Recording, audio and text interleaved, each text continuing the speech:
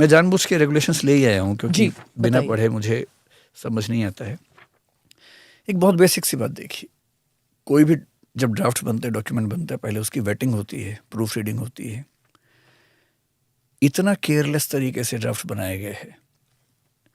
इसकी प्रिएम्बल में आप पढ़ेंगे तो जो वीकर सेक्शंस हैं जिनको जस्टिस देना है उनका नंबर 6 है इसमें। यानी उसमें क्या है, रिलीजन है, रेस है, कास्ट है, जेंडर है, प्लेस ऑफ बर्थ है और डिसेबिलिटी है। शुरू के 5 वही हैं जो आर्टिकल 15 में हमारे संविधान में है, 6ठा डिसेबिलिटी ऐड कर दिया है। जब आप इसकी प्रिएम्बल से आगे ऑब्जेक्टिव में जाएंगे, ऑब्जेक्टिव में भी यही 6 हैं। पर आप सोचिए किस लेवल पे केयरलेस कोई हो सकता है। ये 6 लिखे हुए हैं, फिर लिखा है पार्टिकुलरली, उसके बाद 3 का नाम लिखा है। उनमें से एक है इकोनॉमिकली वीकर सेक्शंस, EWS।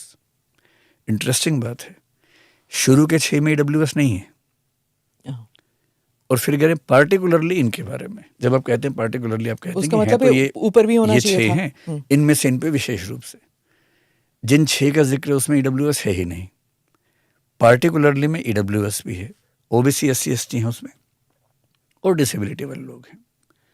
पर EWS आपने ऊपर 6 में लिखा नहीं, कहीं भी नहीं लिखा, यहाँ कैसे आ गया? फिर जब आप सेक्शन 4 में जाते हैं, PIL आएगा उस पे, आना ही चाहिए मेरे ख्याल से। जब सुप्रीम कोर्ट में बात होगी तो ये सब पॉइंट उठेंगे ही। आप इसे सेक्शन या पैरा 4 में जाएंगे, पैरा 4 में जब डिस्क्रिमिनेशन की बात हुई तो 7 बेसिस कर दिए। पहले 6 हैं, यहाँ 7 हो गए हैं और 7 में 3 ऐसे हैं जो पहले नहीं हैं। जैसे लैंग्वेज है, ऊपर लैंग्वेज का जिक्र भी नहीं है, यहाँ लैंग्वेज का भी जिक्र है। फिर एथनिसिटी यहाँ लिखा है, ऊपर लैंग्वेज जिक्र में नहीं कैसे है। डिस्क्रिमिनेशन होता है? लिंग्विस्टिक माइनॉरिटीज के साथ। अच्छा, ओके। फिर यहाँ पर क्रीड लिखा हुआ है, क्रीड ऊपर कहीं भी नहीं लिखा हुआ है। मतलब ऐसा नहीं कि इससे बहुत इसकी नेचर पे अंतर पड़ जाता है इन चीज़ों से, लेकिन आप इतना महत्वपूर्ण रेगुलेशन बना रहे हैं, इतनी प्रूफ रीडिंग भी नहीं की। और ये एक इमोटिव इशू है, जानते हैं कि एक एक अक्षर को लोग ध्यान से पढ़ेंगे और मैं उससे तो प्रैक्टिसिंग लॉयर नहीं हूँ, जब मैं ही पढ़ पा रहा हूँ तो जब लॉयर्स पढ़ेंगे तब क्या होगा इसका।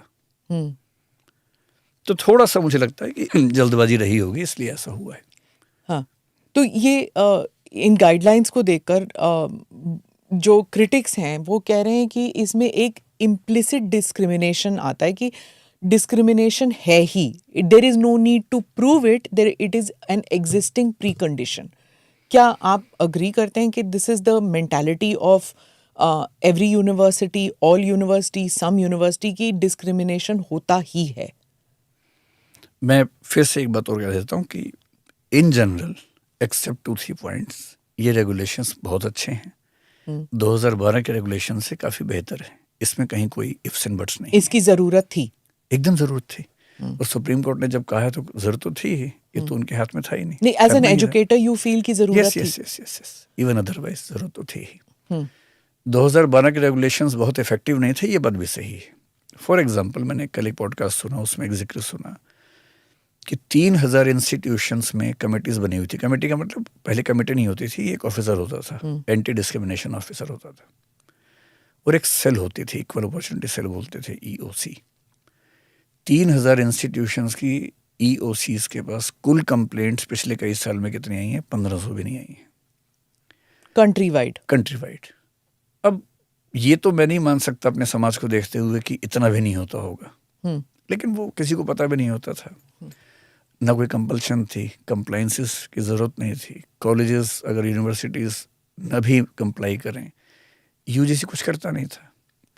फिर उसमें अपील का मैकेनिज्म भी कॉलेज के अंदर ही होता था, अंदर ही अंदर बातें सुलझ जाती थी, सॉल्व हो जाती थी या दब जाती थी।